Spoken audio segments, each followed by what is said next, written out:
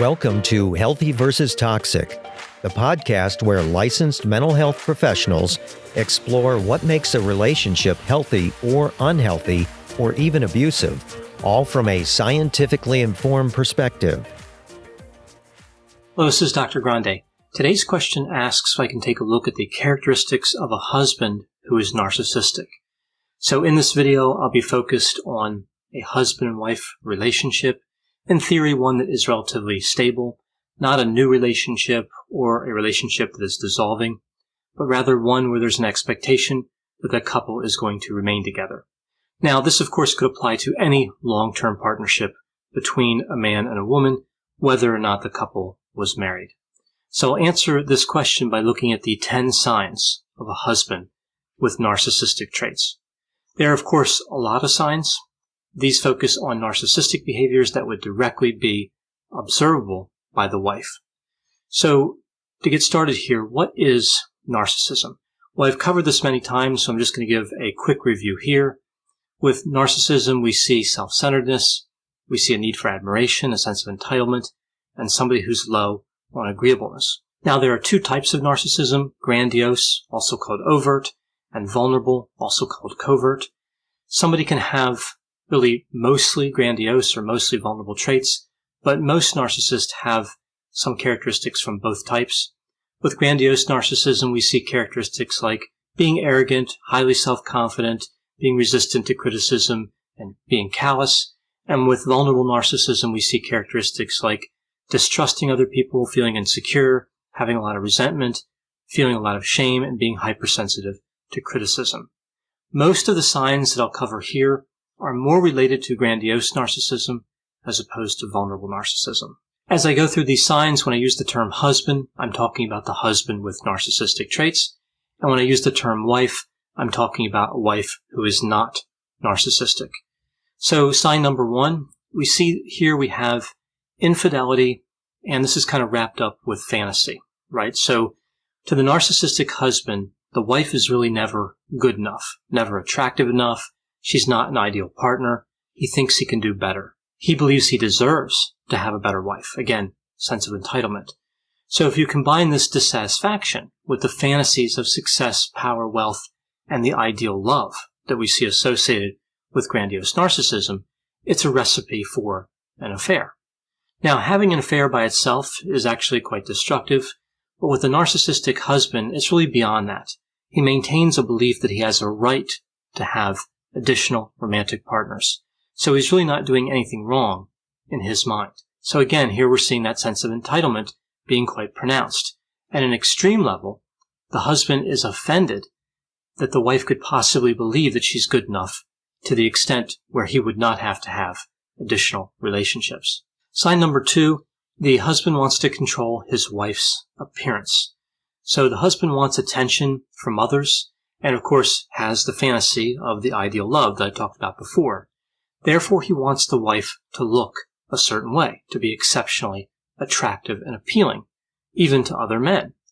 One of the common areas where the husband can become demanding is around weight management, usually criticizing an increase in weight more so than a decrease in weight.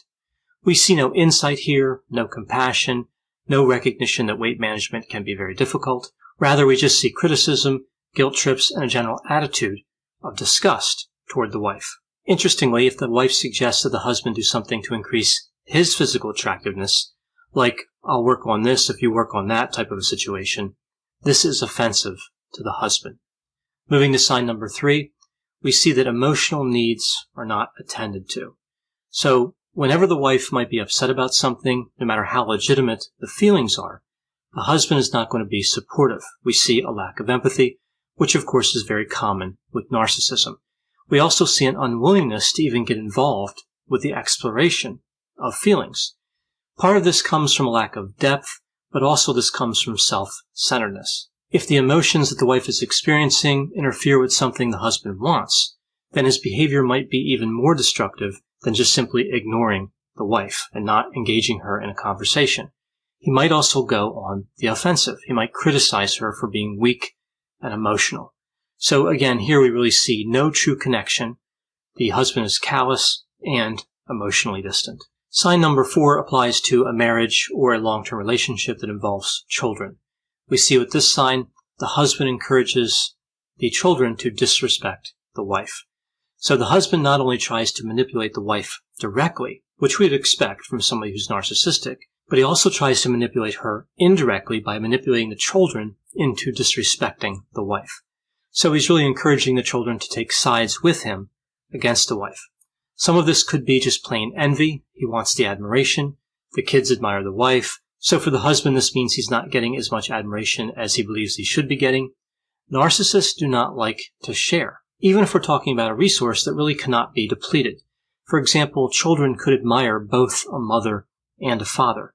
It's not like they use all their admiration up on one and don't have anything left over for the other. Sign number 5, we see when choosing activities to do together, the husband really only wants to do things that are enjoyable to him. So the selection of television shows, movies, restaurants, vacation destinations, and even something like choosing which friends to hang out with.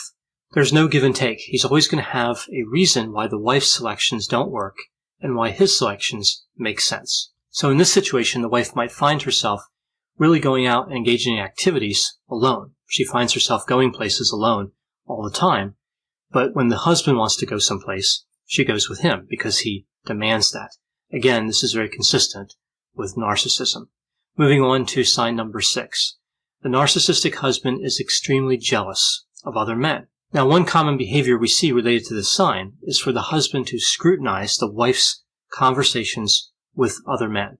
He really wants to know every detail of what was said and what was meant by what was said, like being interested in the tone of the conversation, the nonverbal communication, hidden messages, and suggestions that may be occurring in that discussion.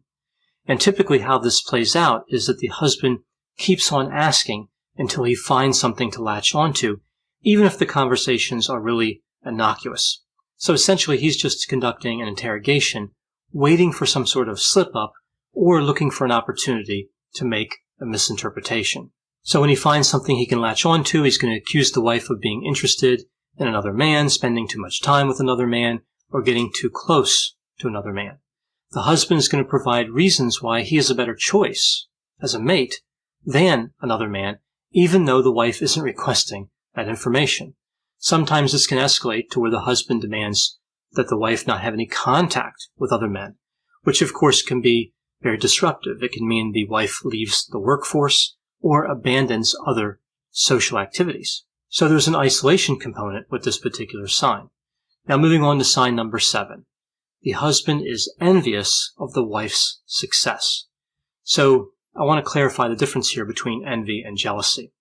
Envy is defined as an unpleasant, often painful emotion characterized by feelings of inferiority, hostility, and resentment, produced by an awareness that another person enjoys a desired possession. Envy is sometimes called the only unpleasant sin. Many people use the word jealousy and envy interchangeably, but we do see a distinction between the two. Jealousy involves a third party and is caused by a fear of losing a possession to a third party. And typically, the narcissist thinks of that possession as a person, specifically his wife. So this is like the behavior I mentioned in sign number 6.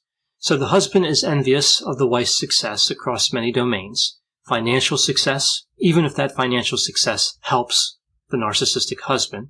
Social success, like when the wife has many friends. Career advancement, regardless of financial rewards that are associated with it. So the wife's rank or status in an organization.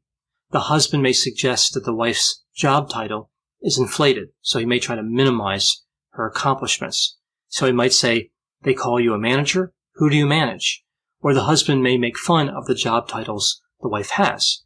Oh, you're a supervisor. Is that what they call the person who sits at a desk and does nothing? Or the husband might say, you're a vice president? Isn't that just a glorified secretary? This specific term, glorified secretary, is used quite a bit by narcissists. I've noticed this in my clinical experience when treating victims of narcissists and when treating narcissists. I've also found that the rank is more offensive to the narcissist than the earnings. So if a husband who's narcissistic has a wife that earns more, sometimes he can tolerate that But if she has higher rank, that's going to be a problem, for him anyway. Also, the research literature indicates that somebody with vulnerable narcissism is more likely to experience envy than somebody who has grandiose narcissism. Moving on to sign number 8, the narcissistic husband doesn't listen, but expects a lot of attention from the wife, and he also expects his wife to have a perfect memory. So the husband may look like he's listening, but when he responds, the responses are all about him. He only pays attention if the conversation is about something that could benefit him. Interestingly, the narcissistic husband frequently accuses the wife of not listening. If he has to repeat something because the wife doesn't remember or because she didn't listen to it the first time, the husband is offended, but he lacks the insight to realize that he's not listening himself. Sign number 9, the husband downplays the contribution of raising children and or taking care of the household. So for couples that divide up responsibilities where the wife looks after the house and the children, we see that the husband doesn't recognize how much money that saves in childcare, grocery shopping, cleaning, and all the other various activities. So he really downplays that contribution quite a bit. The husband refers to his work as meaningful because he earns money. Again, he doesn't recognize that the wife is actually saving him money. And he uses this as his justification to spend money. At the same time, he criticizes the wife for any spending that she does. So this moves us to sign number 10, the last sign here. The narcissistic husband views the wife as a support person dedicated to him, which is interesting given the content of sign number 9. The narcissistic husband has an expectation that the wife will take care of his wants and needs. He really views this as her job, and she's supposed to do this because he's great, because he's accomplished, and because he's so important. Again, this is how he thinks of it. As part of this sign, we see that he has an expectation of sex and is offended if the wife is not interested or if she's not feeling well. No reason is good enough for the narcissistic husband. Typically, if this happens a few times, this is when the husband starts to threaten to find a physical relationship somewhere else. So again, we see a good deal of manipulation with this particular sign. The narcissistic husband places a high priority on his wants, but doesn't view the wife's needs, wants, or goals as important.